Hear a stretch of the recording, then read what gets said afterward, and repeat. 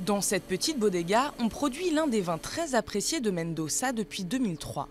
L'excellente réputation de cette région viticole d'Argentine et surtout le prix très abordable des bouteilles ont fait le succès de l'exploitation.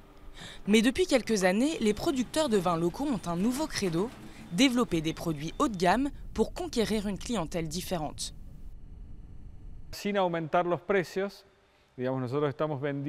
Nous n'avons pas augmenté nos prix, mais on vend des vins plus chers, parce qu'ils sont de meilleure qualité.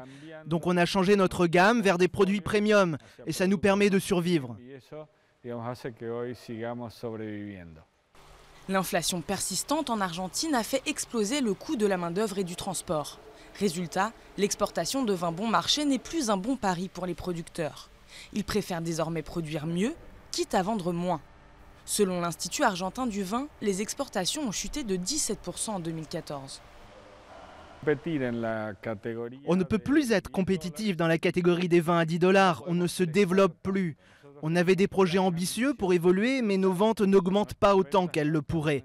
C'est parce que nous ne sommes plus aussi compétitifs dans les gammes qui nous permettent de vendre en grande quantité.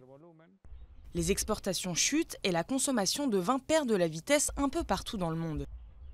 Mais le marché a beau être en déclin, l'Argentine garde un avantage avec l'un de ses cépages, le Malbec. L'Argentine est le seul pays à avoir le Malbec.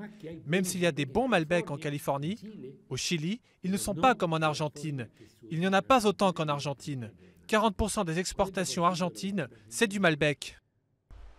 Le succès de ce cépage, le développement de nouvelles variétés de vignes haut de gamme et la perspective de mesures contre l'inflation laissent entrevoir un avenir plus rose pour le vin argentin.